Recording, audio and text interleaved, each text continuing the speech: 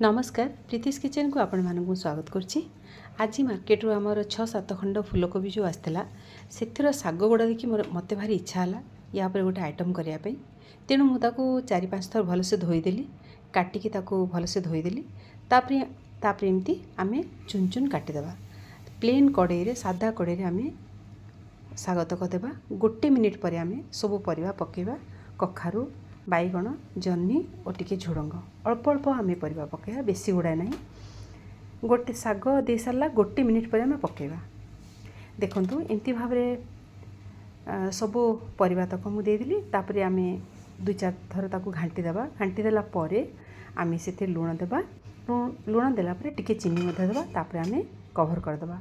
दरकार हेले आम टिके पानी देवा नहले से जन्नी रू पानी बाहर सीझीज। कढ़े देखंतु मु आ गोटे कढ़े पुणी बड़ी भाजिकी रखली पुणी साग को बाहर करके से कढ़े तेल देली सोरष तेल तापर टिके हिंगु टिके जीरा और सोरिष सुखिला लंका देकी गोटे टमाटर छोट छोट काटिकिना देदेली टिके लुण से टमाटर देदेली सीझापी। तापर आम ये परिवा तक सब साग परिवा आम से देदेबा बघारी देवा। बघारी देला परे आम 2-4 थर एमती घांटी देवा भलसे। तापर आम से बड़ी को देवा बड़ी को हाथ में चूना करी बड़ी को आम देवा पूरा चूना करवानी टिके एमती तार ये अंश भी थी। तापर आम बड़ी को देकी पुणी 2-4 थर आम घांटी देवा घांटी देकी आम कभर करदेवा। किछि समय कभर करदेला आम गैस को बंद करदेवा तो आमर सागटा बहुत बढ़िया लगे। आपन एपरी भाव में करंतु देखिए साग कोबी साग किंतु बहुत बढ़िया लगे। एपटे मु राइस कुकर भात बाहर करछि भात बड़ी भजा साग काकुड़ी डालमा मीठा दही ओ खट्टा मु करथिली।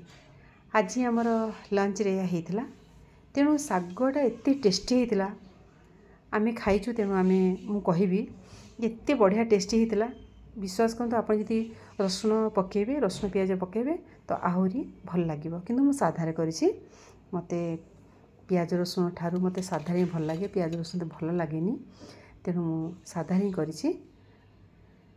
एपरि भाव करंतु खांतु और खुआंतु भल लगिले लाइक शेयर सब्सक्राइब कर दियंतु।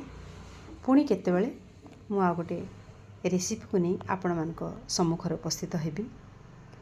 इमतिया जिनस सब आम जदि निज आइडिया खर्च करी करबा तारे बहुत भल लगे। बहुत जन भी करती साग को फोपाड़ती करती तो एपरि भाव करंतु और खांतु। रोची नमस्कार।